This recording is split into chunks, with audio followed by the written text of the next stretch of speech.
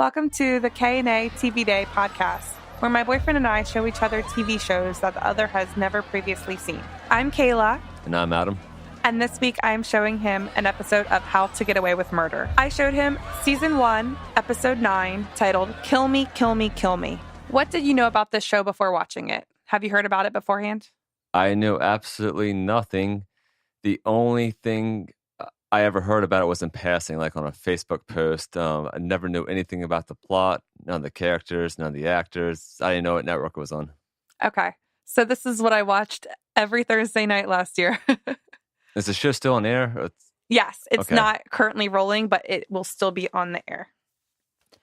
All right, because the first thing I noticed in the first minute of the show was a lot happened before this episode went on. Yes, a lot happened. As soon as they started mentioning that a pregnant woman was murdered, I'm like, what is this? And, a husband and wife are arguing with each other, they're about to kill each other? Wait, I lied. Yes, but only because I was afraid you'd think I killed her. Didn't you? No, God, no. Annie, please, You lied so much your words mean nothing to me. You mean nothing to me. You just stop for 1 second. No, I'm done saving your ass. I'm done believing in you. I'm done loving you. Get out of this house. I am begging you, do not give up on me. I already have. I'm your husband, I love Get out you. of this house. I'm going to call 911. So I was actually trying to guess how many murders would happen watching this. In this episode, it started out with Sam and Annalise, husband and wife, fighting. And what were they fighting about, Adam? As I remember, he's accused of murdering the pregnant woman whose name was Lila? Lila okay. Stengard. All right, and I had no background of that character other than I think a reference later where he was apparently the father. So Lila was one of the students at Middleton University. Okay. Oh, by the way, it took me a long time to figure out that this was surrounded by a university. I noticed this big-ass party. Someone's burning like a fucking couch or something like that. Yeah, I have no idea what they're celebrating. And I didn't know until about the last 5 minutes that they're law students, right? Yes. Okay. Yeah, it took me a while to figure that out as well. I have a lot of questions about this episode, by the way, because all this shit is happening in about a 45-minute episode. I'm like, I know nothing. I haven't looked at the Wikipedia page. I've never seen a trailer for the show. I just know there's a show called How to Get Away with Murder, and I'm assuming that is the plot device of the whole series. Okay. So what characters can you name that were on this episode? All right, so Sam and Annalise are married. There's Michaela, which I think is Sam's daughter. There's a character named Rebecca. Or maybe that's his daughter. Okay, Michaela's the little girl. The guys' names I didn't pick up on at all. Or I don't remember at all. Okay. So there's Sam and Annalise, husband and wife. Annalise is a lawyer, and she is one of the law school professors. Sam is a professor at the university. There is there's Bonnie, who is Annalise's paralegal. And then her students. Was that the blonde girl who's fucking that college guy? Yes. Okay. He's a law student. Hey, whatever floats the boat. So Annalise's main students, they're known as the Keating Five: Connor, Asher, Michaela, Laurel, and Wes. And Wes is often referred to as Waitlist as his nickname because he was on the wait list for Middleton Law School. Is this like a top tier school in this universe? So do you know what state this law school is in? Yeah, and I have a gripe with this. It's Pennsylvania. Uh-huh. And I know there's some front Pennsylvania license plates in this episode. Did you catch up on that? I didn't. I've never seen a front license plate for Pennsylvania. Me and Kayla live in Ocean City, Maryland. So we're used to seeing Pennsylvania's drivers all the time. So I find that a little odd. I know it was on the truck. On the cars, I think when he stops in the middle of the road, it's on there. Yeah, I didn't pick up on any of those. I just know I've noticed the one on the back of the Range Rover. But this obviously is a fictional university because UPenn is in Pennsylvania and Drexel's in Pennsylvania. Yes, it is fictional. Okay, thought so. But is it considered top tier in this universe? Yes. Okay, so then it is a big deal. So Sam and Annalise were arguing because Annalise believes that Sam killed Lila because they were having an affair. All right, and by the way, was there any previous sexual abuse coming in this? Did they ever abuse each other on this TV show before this episode? Because that was some serious fighting. There are episodes where they're not like getting along and obviously shouldn't be together, especially since they are both seeing other people, but never any actual physical abuse. Okay. And by the way, I picked up on this because I've done some self-defense training and things. When he goes to choke her, she's still like able to talk normally. So he doesn't have that grip on very tight. It's just like kind of holding her against there. I picked up on that as well. Yeah. And it happens later on. Someone chokes someone kind of oddly. And yeah, I think it's later on when it comes back and chokes that young girl. Other characters, Rebecca. So Rebecca is not Sam's daughter. All right, what's her involvement? Because she seems to know this family pretty well. Her involvement is she was friends with Lila, who was killed. Okay. And Lila was another law student? Lila was not another law student. She was a university student. Okay. The series starts out with posters of Lila missing, and then she's later found dead. Is this kind of like Dexter, where it's like Dexter is a new serial killer every season? It's like someone dies new every season of this. A lot of people die in the show, Adam. Yeah, I kind of picked up with that as the show goes on. After the fight, Annalise goes over her boyfriend's house. Do you remember his name, Adam? Not at all. Nate. Okay, Nate. And a little history on Nate. Nate is a police officer who is married as well. His wife is in a hospital. She is very unwell. And he is seeing Annalise.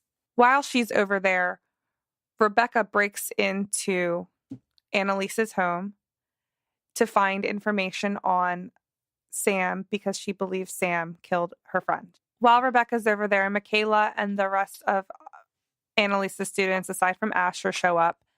And there is an altercation where they're fighting, and Sam, Annalise's husband, goes over the balcony. Adam, do you think he dies? I thought so at first, but I also laughed when that happened. It seemed a little comical. Yeah. A little too good to be true. I was also wondering what these people do for a living because of the size of this house, especially that bathroom. She's a lawyer. Yeah, so that makes sense then. And a good one. She is a defense attorney. Yeah, I was also wondering when that happens, they're kind of all just standing around for a while. Like, wouldn't you think to call like a paramedic or a officer at that point? They didn't want to get in trouble, Adam. There was no proof that like one of them pushed him or something like that. That's what happened, right? Mm-hmm. Right. Well, Sam was not dead. He later came to and he started choking Rebecca. And that was another poor chokehold. But I also like the fact that he just fell 2 stories down. There's a lot of blood happening. Mm-hmm. And then all of a sudden he has the miraculous energy just to get up and start choking the hell out of somebody. Yeah.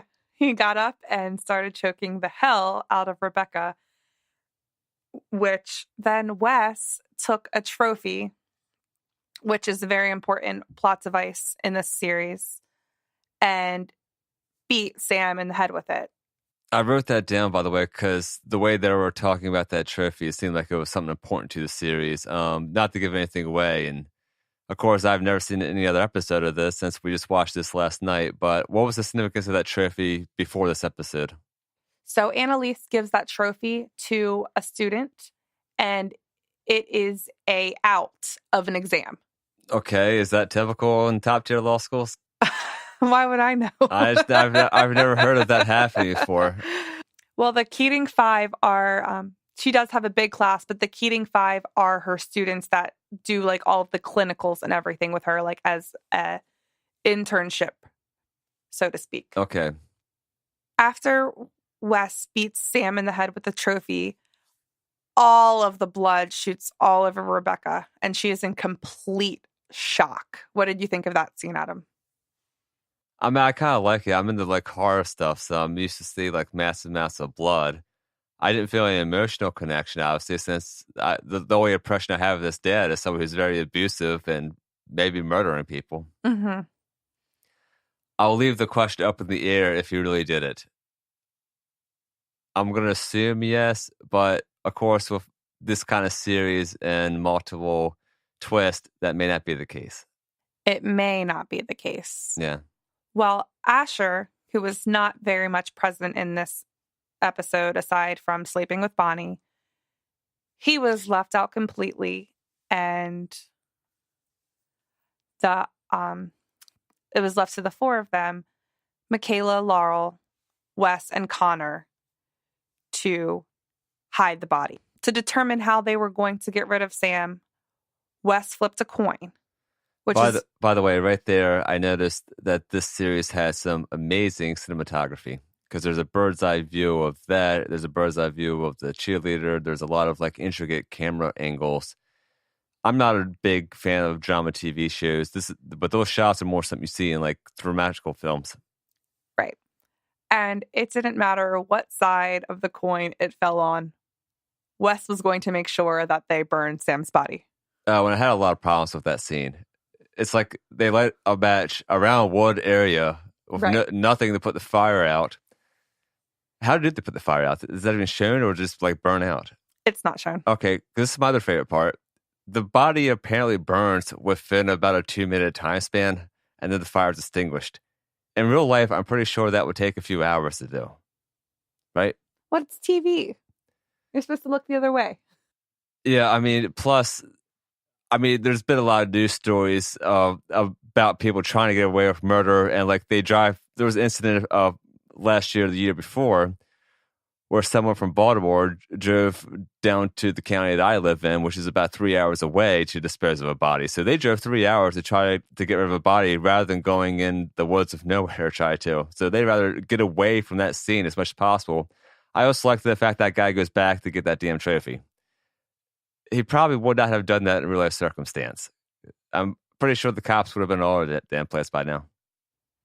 So what we didn't see in the episode after they burn his body, that's what they put in the dumpster and they chop it up. But you actually never get to see that part. The trophy?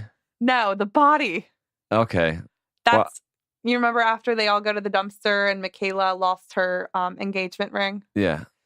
So the bags that they're putting in a dumpster, that is the rest of his body. Okay. So they didn't burn the whole body? Because I was confused about that as well. They burned it to the point where it's unidentifiable and then put it in bags in a dumpster. Well, I know like people have found the identity of dead bodies from dental records, so that must have been some pretty massive destruction.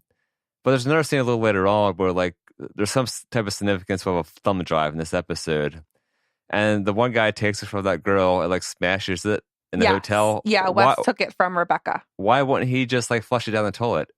Does it have to be? I mean, wouldn't you want to get rid of that immediately? Right.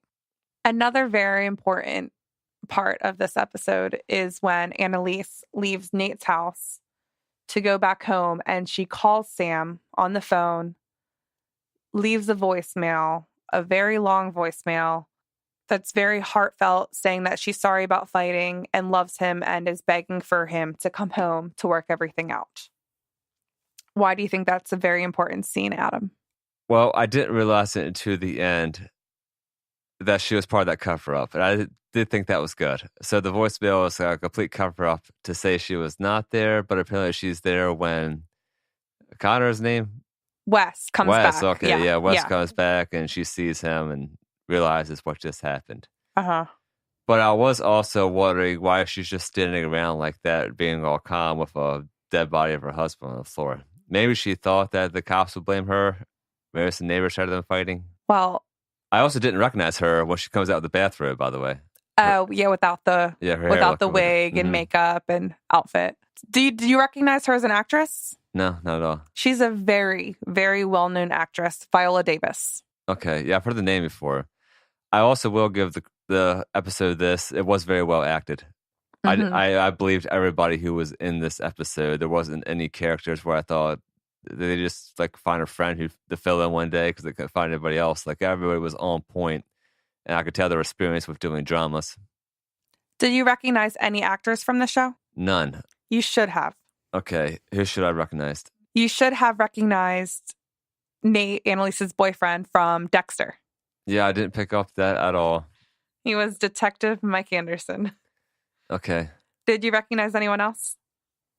No one. Okay, I know. Sam looked a little familiar, but I could not think of his name. I know I saw him in something else before, but it escapes me. I know you didn't watch very much of it, but Asher was one of the police officers, the correctional officers in Orange is the New Black. Okay. So as we were saying, Wes came back and was over top Sam's body, apologizing to Sam, who was dead. And Annalise is over there at the desk, seeing the whole thing. Yeah, I was surprised by that. However, it also made me think that maybe she wanted him dead. I believe that she did. And she didn't have to do it. Would you continue watching this series? You know, I am not a drama fan at all unless there's like some comedic elements involved. For me, this episode just dragged on a little too long, and it seemed like it needed my attention to follow the storyline. And I'm not the type of person just to sit down and watch a show. Usually when I watch a show nowadays, it's in the background while I'm doing something. Something where the dialogue rather than the visuals can make me know the story as well. So I would not. Well, what do you think happened after this episode?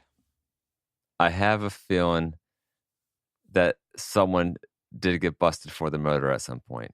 See, I think it's very important that you really did miss a lot before this episode, season 1, episode 9. And in all of the previous episodes, there's like little flash aheads to moments of. All right. So how many seasons has the show had so far? The series premiered in 2014. And the last episode I've seen was last spring, and it was its 3rd season. Up until this point, the episodes are alternating between present day and flashbacks going into like this entire time. You know that they killed someone and were covering it up, but you didn't know what happened yet. Something tells me this series could be very confusing. It gets a little confusing. It's seriously so worth watching. Well, we are going to have a diverse amount of TV shows to cover in this podcast. Last week, we reviewed early 90s children's comedy show. This week is a modern adult drama show. And Kayla, guess what you have to watch for next week? Tell me. We'll be watching the famous movie review TV show, Siskel and Ebert at the Movies. Never heard of it. Excellent. We'll see you next week. If you enjoy this podcast, please hit the subscribe button and send us an email at KandATVDay@gmail.com. This episode is produced by Modulation Studios.